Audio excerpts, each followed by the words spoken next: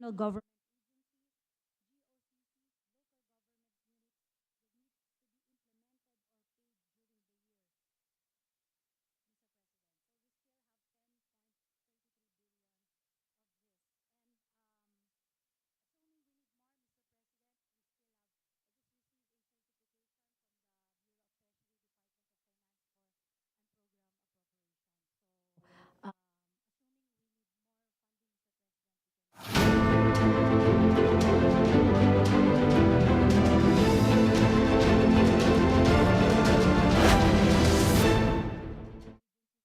support for programs focused on immediate disaster response and rehabilitation, Mr. President. Right. So certainly the ones that are to the different agencies are already with them. So that's readily available. The other requirements like siguro John Vic, yung mga QRF ng local, wala na yan. Ubus na yan, matagal na naubos yan. So they will need more support. Yes, sir. Para anyway, so doon natin kukunin doon sa not only the agencies but also the from the DBM kung ano pa yung mga kailangan natin. Now is the time to download all of the MAIC and AIX and UDA that we still have. All right. That's pretty much it. There's just one thing I wanted to ask the experts. If there is another approaching weather system, we have to take that into account. Because kung aayusin natin, and then 3 days later, sisirain din ng susunod, sayang lang yung ginawa natin. At the same time, in those 3 days, kailangan ng tao na may daan, na may how do we handle this so that we make maximum use of our resources?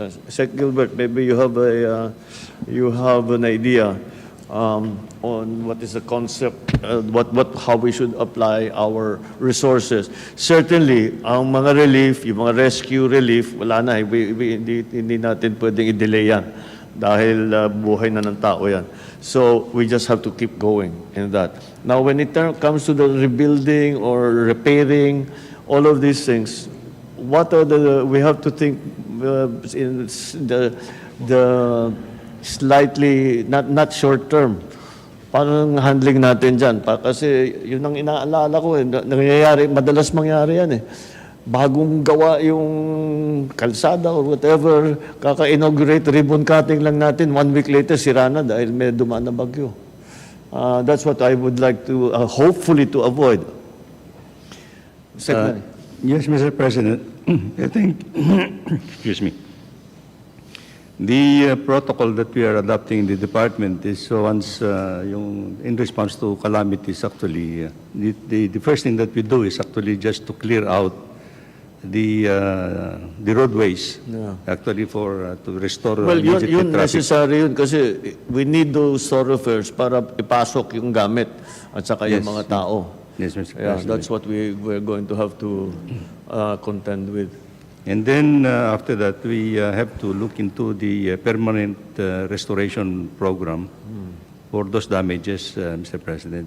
So to be more permanent, especially in yung mga vulnerable areas. Okay. Yes. But in all that we do, let's keep that in mind. Wimpy, you wanted to add something? Yes, Mr. President. Wimpy wants to. Yeah, the time that you were sponsoring the Department of Housing and Urban Dev, there is an enumeration of the MHS policy on basic needs and the hierarchy. Okay. And that was designed precisely to respond to situations like this. So the priorities are as follows. It's water facilities that we have to concentrate on. So during these 3 days, we have to replenish water, and then the energy, including the fuel, and then the food, clothing, shelter, health, education, and then the rest is what was mentioned by DPWH. It's access, it's livelihood, it's recreation, and ICT, and the overall security where the PNP and the other security sector is concerned. So demands-based approach po siya. And dun po yung tutukan ng government and the community. Protectionan yung 13 basic needs, and then just prepare for the next. Okay. All right. Well, my concern that I just spoke about fixing something that will just be destroyed a few days later, that also applies to power. Oo. Kaya Yes, sir. yan ang kailangan natin alalahanin. Anyway, it's not an easy situation. There's no simple answer to any of this. We'll just have to keep monitoring the situation and make sure always the rescue and relief are that cannot stop. It doesn't matter if there's another storm coming. We cannot stop. That cannot stop. And then the support that we are giving, that the SWD giving, is those who have been displaced, who are still in evacuation centers, or they are staying with outside of their own homes, wherever that might be, with relatives or friends. That also cannot stop. So those are the main elements, I think. Sa Agri, Kiko, well, at what, nakapag-ani na ba sa, Mr. President, or they're in the middle of harvest? we have already harvested about, depending on each area, 60 to 70%. And actually, before the storm hit, a week before the storm hit, we accelerated harvesting and buying from NFA din. So, nakatulong naman yun, sir. Yeah, so we'll have to make up for that 30 to 40% kung sakali na outright na destroyed. Hopefully, hindi naman ho, but yes. Well, We have if- enough stock, sir. Then we have Kadiwa trucks also going Yes, to that's right, Kamsur, yes. and we also have NFA rice ordered by the LGUs being deployed as we speak. Plus, to prepare for what is coming, we also instructed NFA to send additional rice above and beyond what was requested. Oh, sige. Thank you, sir. And then we'll just keep me updated about the damages that our people are seeing in terms of the agricultural sector. All right. Well, that's the situation now. What as we have already experienced, as we have experienced many times, there are phases to the thing.